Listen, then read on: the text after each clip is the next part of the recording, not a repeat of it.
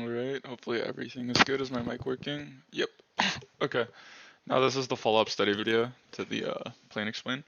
Um, I said I was going to do it like 2 hours later, but the internet went out of my house and I ended up like just falling asleep. So, woke up and yeah, rewatched the video and now we'll be doing the review. A lot of stuff that I was like pretty wrong about, to be honest, that I felt like, how to say it, like decently strongly about. Not decently strongly. I don't think I was anything I was wrong about too much that I was like very strongly opinionated about, but yeah. Anyway, we'll get into the hands. But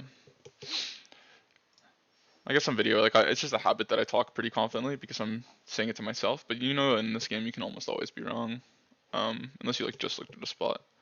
What was this? Oh, this was the Ace 10 hand, where I had Ace 10 suited.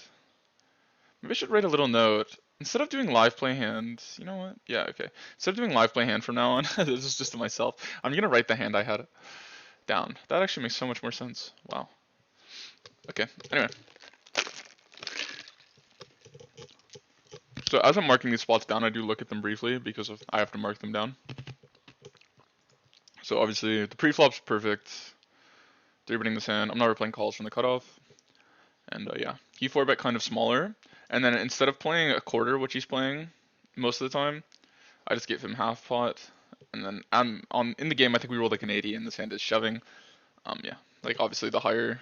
I mean, you can never have ace queen of hearts. Ace jack of hearts is just calling, but yeah, I guess it's worth just you fold out ace jack, and the lower spade, the more you want to shove, because you fold out worse hands. Like if you look at villain's calling range here, obviously ace 5 is folding out all this ace 10 shit on the ace in the turn. You get to fold out ace king and stuff. Obviously, all of this could fold out ace king, but yeah, it's generally the idea. Okay. Anyway, moving on to the next one.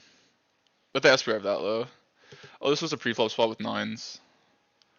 Yeah, I just wanted to showcase because I did want to take a look. It's not raising pure, but yeah, as you see, when you get the cold color in the small blind, you start raising smaller actually, and you raise more. So here, raising 9.3, small calls. You go to 11, but that because you increase your sizing, the amount of hands you're raising, you start going smaller, and it still does enough to put pressure on the small blind. But yeah, when you have imposition, because you have position on the small.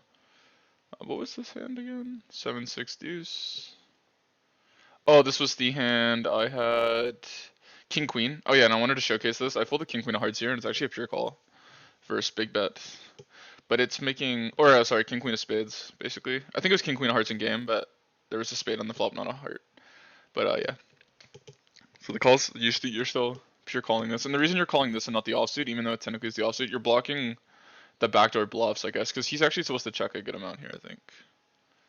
Yeah. So when he goes 75, it's gonna be, yeah, with hands like king jack of diamonds, king jack, which makes like king 10, king 9, king 8, which makes king queen better. But in practice, I think your opponents are tighter than they should be in the spot, especially with their big bet. So they're not finding the king 9 big bet here as much, and this call's like close to break even. So if you just want to avoid the spot, because it could become very losing, but it's hard for me to imagine it becoming very winning. I mean, I guess it could. The thing is, he's not burning too many ace highs. Your hand actually is like some showdown, funny enough. But anyway, we could look if it bluffs on other runouts. I guess we should. So king queen calls. Let's just look at turns. First a check on. I mean, obviously this is like not the perfect way to look at this because there's some cards he's not checking at all.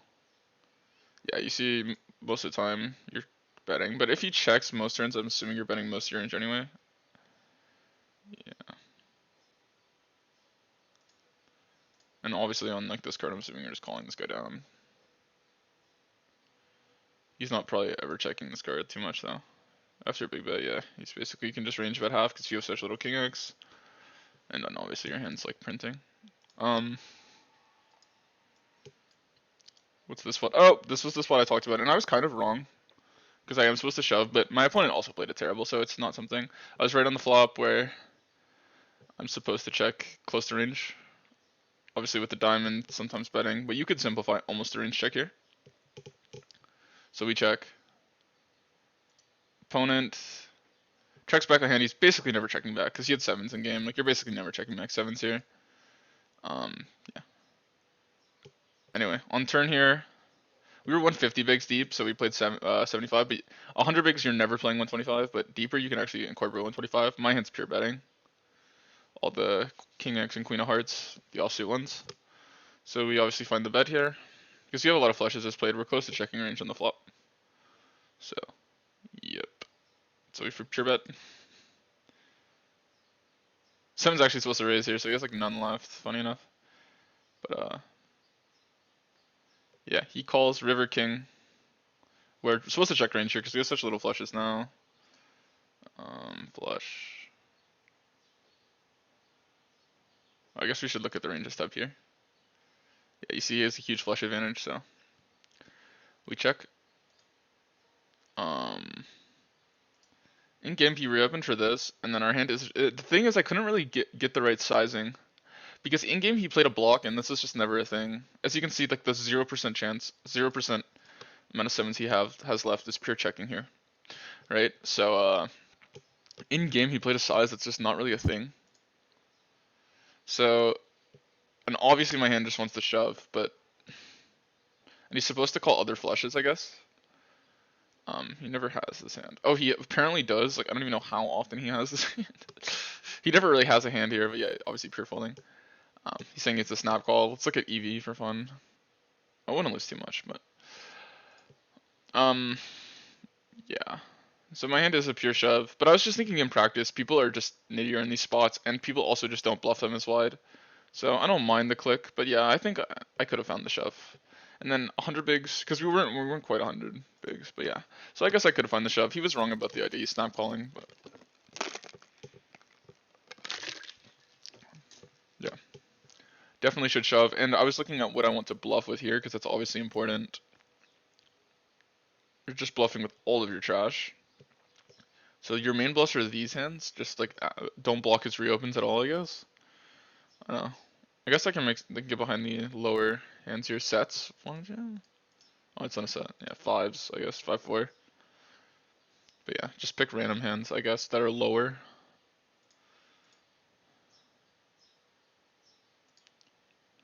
I don't know, it's a weird line. And if he plays, let's look at the bluffs if he picks a real sizing. I think that's more important. Because here obviously wants to go 86%. What are our shoves? So you have very little bluffs in this line. Actually doesn't have any, basically. You see, that's the thing, like, it's just so hard to, like, get paid. Anyway, so I don't mind it as played. I think we got paid. I don't know if he's snap calling you. I feel like you probably would have folded. That's my read. This spot I wanted to look at, and I was right about the spot. Like, these queen high connected boards are usually almost pure checks versus under the gun small blind. They have a lot of queen X advantage here, or equity advantage on this board. So if you look, here we go. Small blind is a slight, but yo, Lawless. Apparently, I would probably have king jack suited pure here, so I don't know how true that is. That's like maybe one thing. And he obviously has more sets because he's gonna have nines probably a little more often. And yeah, but I'm not playing too many small blind flats, so the ranges might be a little closer. But generally, these boards are not the best. So if you look how often you're checking, you're just checking an insane amount here. And yeah, only betting for a third sizing or 20%. In game, I had ace jack of hearts. One thing is, when you check through him, he's supposed to be pretty aggressive with his stronger hands. So when this card comes off, we're supposed to actually just play a lot of small bets. I played 75 in game, which I'm sure is fine. It doesn't probably lose any EV. Yeah, but I think I should take some time, maybe when I'm not recording, because this is mainly just going to be reviews. Maybe when I'm not recording, look more in depth to the line playing 33 in a spot like this, because I think it could be pretty profitable to learn. My 6 max is super rusty studying, and after playing and watching that session, it was just pretty apparent. I think this hand was just the standard hand where I called him down with ace queen. So I call ace queen. Oh, I call ace queen. It's mixing a little fold, but yeah. Call. He goes 25 on the flop. Just fine, you can do both, but yeah. He had ace king of spades in his hand, which likes betting actually bigger on the board. Anyway, you don't really have to build too much of a checking range here. That doesn't mind it. I think I don't mind simplifying just to 20 for 5% like he did, and then he went 25 on the turn. Yeah, not really too much. I mean, it is a thing for sure. You want to have it in your bag.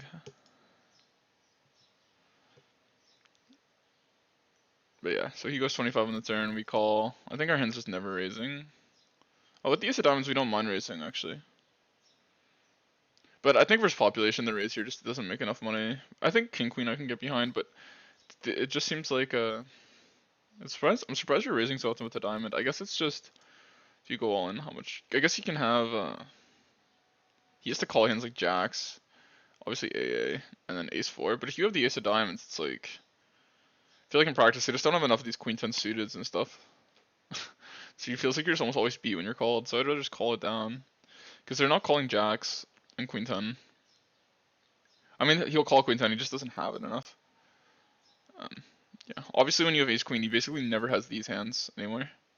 And apparently he's only supposed to play aces with the ace of diamonds like this, so then you're never supposed to be beat technically. Yeah, but in reality that's not the case. So I guess it just polarizes into one combo of queens, but he always has this basically, so you like make money. But in reality, that's probably not what's happening. So we call. Think about jamming king queen for like some protection, because he can have flush draws that might want to call off now. But yeah. Anyway, pretty standard spot. Don't mind calling down there.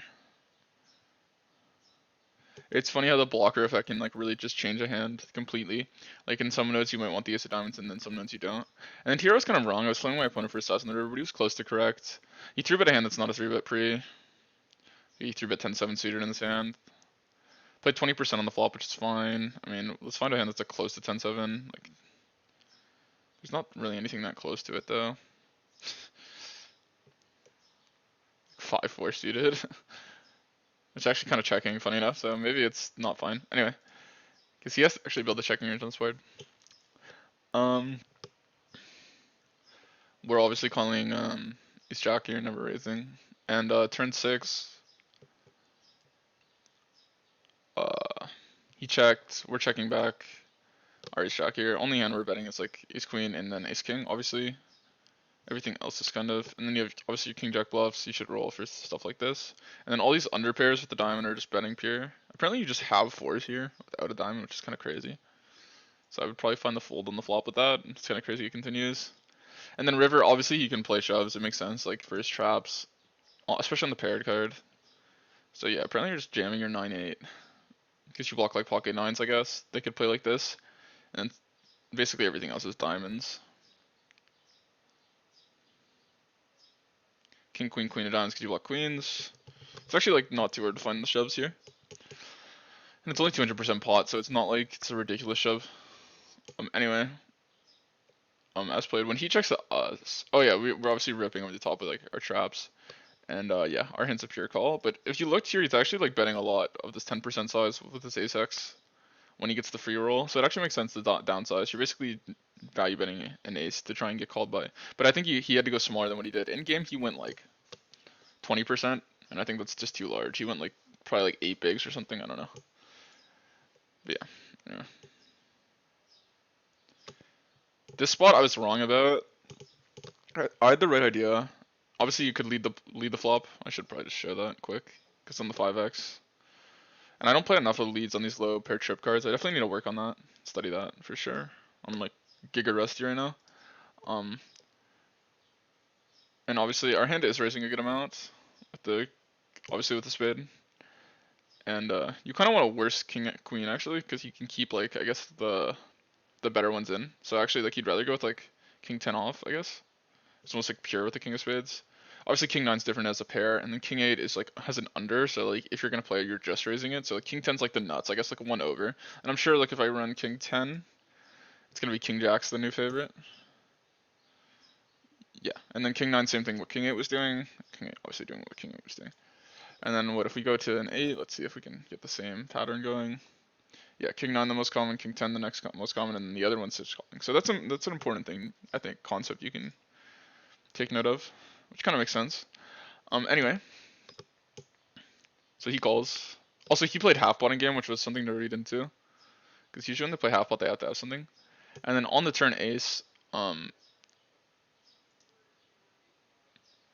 hands that you're obviously I had the right sizing, but you're just never getting after it with these Broadway cards. Because I think those are like gonna be a lot of his folding range. And the offsuit spades you have are obviously gonna be like the 7-6 off and the 8-6 off, which you actually can have. Which makes sense. Like these would probably be your main bluffs on spade runouts. So you see like a lot of those hands that you were bluffing are gonna become his folding range on the turn. So you actually need to be a little more cautious with those. And he doesn't have too many of these like 7-6 hands. And actually those are continuing, funny enough. Because they need to have you need to have enough continues. Anyway, if he calls and let's say like deuce of spades, I wonder what we're doing. We're obviously mixing. Mainly just block betting though, even with playing some shoves. Huh. Just built around 9-5. That's funny. Anyway, so yeah, basically you could almost just simplify to 10% with range here though and just ditch the shoving range. 7-6 with the spade obviously wants to bet. What if it comes like another? I guess the flush is just a really bad card for you because so much of your range is trips. So yeah, you just play 10% to protect it. You almost check range on a spade. Anyway, moving on to another hand.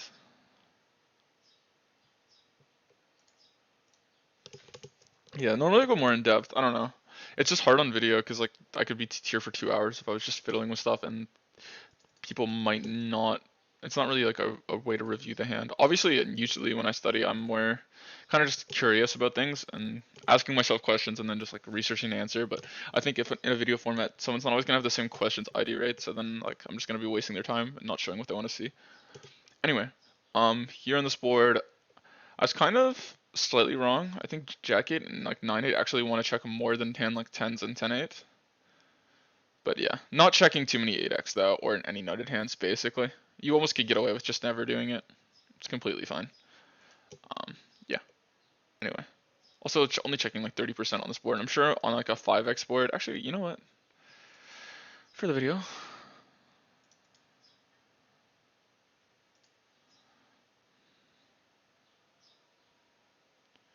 you're checking higher amount, but you don't really change how much you check your 5x, right? But pocket tens you see actually starts to check. I think is something to take note of. But yeah, obviously still not checking too much because the main thing you want to protect is your betting range. It's a good board for you, but you lack the nut advantage. I'm sure. Obviously the button's killing him, but in terms of what trips, the big blind's winning, and then boats that's like non-existent, right? So trips is clearly the best possible hand you can have on this board, right? So you lack the trips advantage. So your opponent can exploit that by raising you is the main reason you would lose on this board. So you almost don't really care to protect your checking range. You care more about protecting your betting range because you want to be betting at still high frequency because you have an equity advantage with all the overpairs and like good overcards. Anyway, as played on turn. Oh, let's go back to eights. Let's just go to the spot again.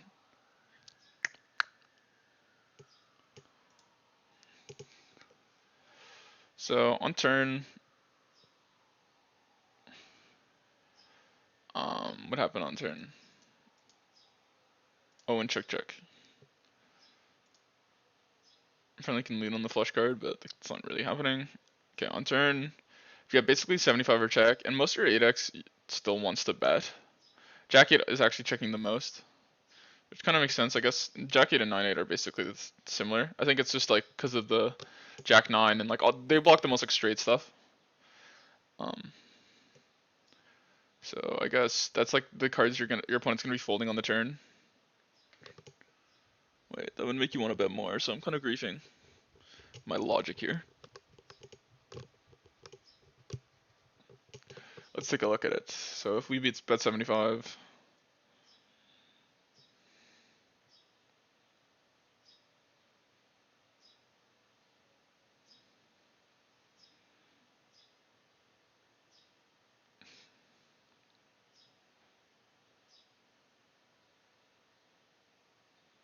you see, like in my mind, it would mean that having those cards weights them more to calls.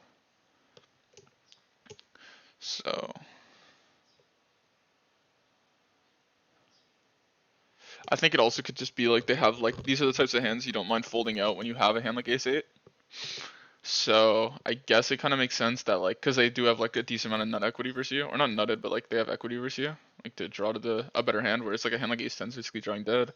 So I guess it makes sense to not check back and give these hands a free card. But when you have a jack or a nine, you don't care to give them a free card because they're more likely to have a hand that's drawing dead versus you. So if you're gonna build checks, it makes sense to build it around those hands. I guess that's the logic. Um, I should probably be more in depth and look at the blockers when I'm just confused, but I think that makes a lot of sense the way I just laid it out in my head after looking at it. Because you look at what's folding here, it's just a lot of gutters and open enders that obviously ace-8 would want to fold out, but like he's not going to have this as much when you have a jack or you have a 9, so you can check back and yeah, it's a safer check back basically. Less hands are going to be drawing versus you. Whereas you actually kind of don't mind folding out draws here. Anyway, so we check, and then as played, what was it, Jack of Spades River? Opponent bets 60, which is fine, he could block. We'll look at it, the line versus both. And here our hand actually kind of wants a pure shove, but I think in practice this spot is just not called wide enough, and I don't know how good I feel about bluffing the spot. So I kind of just ditched the 2% here and just played a merge with 80, and it actually is what the size I went to in game. It seemed like the best. So sometimes it's okay just to ditch the all-in range. Obviously this hand probably loses EV going for 80, but I don't know if I would find the 6-4 bluff anyway. Yeah, so it loses some, but it's fine as a jam. It's like, because you block pocket fours, but like obviously that's not main part of the calling range. So anyway, yeah, we just play 80. And yeah, like what's opponent supposed to call with if we shove here? Obviously jack 8, 10, 8, nut flush. Like in practice, these calls are not happening, so you just get less value. And then if we raise 80, is he reshoving 10, 8? Probably, right? It'd be so nutty not to. Yeah. So we're still getting paid by the worst hands anyway. And then obviously you can, this makes sense to turn trips into a bluff, blocking boats, because I'm sure versus the reshove here, we're folding a good amount of flushes. Like, yeah, folding most. Okay. Moving on to the next hand. Oh, this was the infamous hand. Not that infamous. The video has not too many views, but my opponent 3-bet 8-7 in this hand, and it's not a 3-bet, thank God. But in video, I will give him credit, or not credit. What's the word? I was saying that he maybe could consider not calling off, and that's obviously ridiculous because he has a gutter and a pair, and like let's say if I have tens, like he has so much equity. So yeah, you're never considering folding this hand. I wasn't thinking about the fact that he even had a gutter. We obviously got it in versus the worst possible hand to be verse, which is funny. It's kind of crazy. But yeah, obviously opponent's never supposed to play half pot, but that's what he played, and that makes us basically on this board not really pricing to call anything, but the SBR. So I think he played half pot in game or close to it. Obviously, we're actually not raising too much, and never raising early sixes here, unless you have a heart like non-backdoor blocker. Yeah. But yeah. Not really shoving the sixes, just kind of calling them. But obviously, with the size he played, it's just felt like it was more of a get in spot. And yeah. Like, what's the EV loss for shoving it versus this size? Like basically non-existent. So if you want to just play it a shove, you can. Anyway, moving on. 10-6-2, I was right in the spot. This was a limp ISO pot, I think. But yeah, we actually do build a good amount of checking range here because my opponent almost has 10s pure. I don't think he's really 3-betting it ever. So yeah.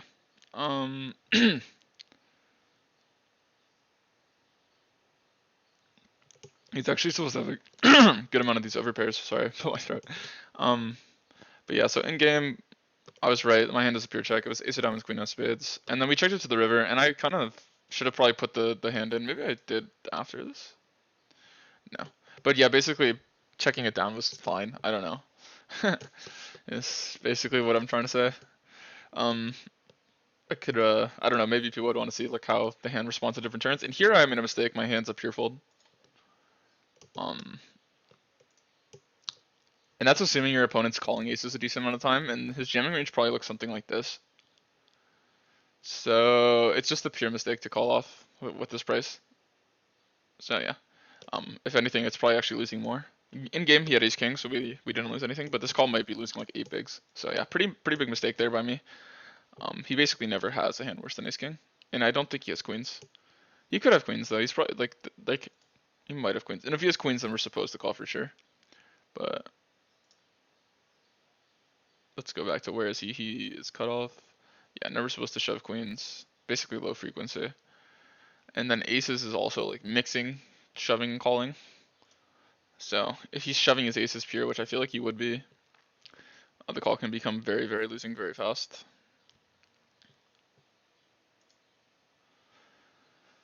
What was the spot again? That's what I'm blanking on. If I look at the action, oh, it's a 4-bet pot.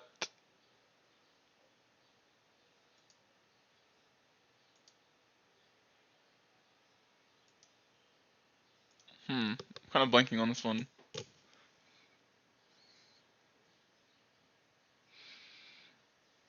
What is the action? Button 3-bet. Hijack 4-bet. Oh, this is the hand I had pocket queens. I remember. I had pocket queens in this hand, and yeah, when I reopen, I'm supposed to reopen for a half pot and not small. But oh no, yeah, I actually picked the right sizing. I was like gonna say, I was like, what the hell? I thought I looked. Yeah. Okay, so opponent's supposed to just be betting this board very often. He's checking like 29%, and then when he checks, he's supposed to be pretty weak. So you're supposed to just exploit with a smaller bet to target like a lot of his trash, because most of his checking range is gonna be built around the trash hands. So it's kind of one of those spots where my opponent's just not gonna have too many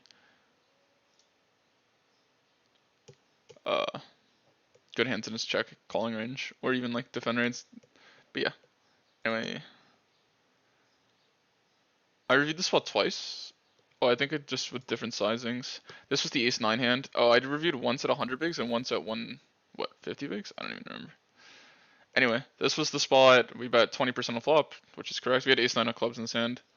He calls turn, completes, and yeah, you're basically could just simplify the check range here. Yeah. So we check. He checks back. Supposed to be pretty aggressive when he bets. I'll take a look actually in the video what happens, what our response is with flushes when he bets. But we basically have none, and we blocked in game, but I think we're actually supposed to check again with this hand. Some of the lower flush combos don't mind, but yeah, I guess blocking more of your opponent's flushes, you just prefer to check.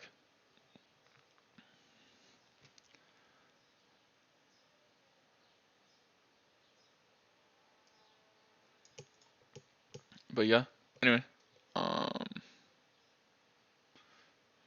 the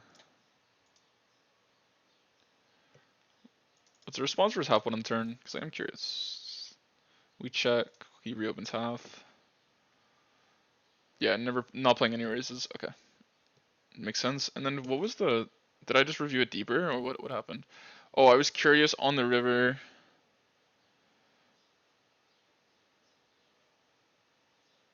So yeah, he's supposed to play a lot of jams. I don't know what I was curious about. Like obviously our hands are shoving. I guess what our bluffs were.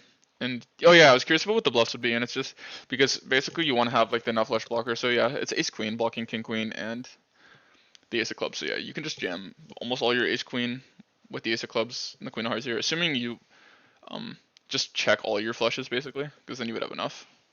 So yeah, if you understand the spot and you play it a certain consistent way, you can almost play it the same way. And then queens also with the queen of clubs.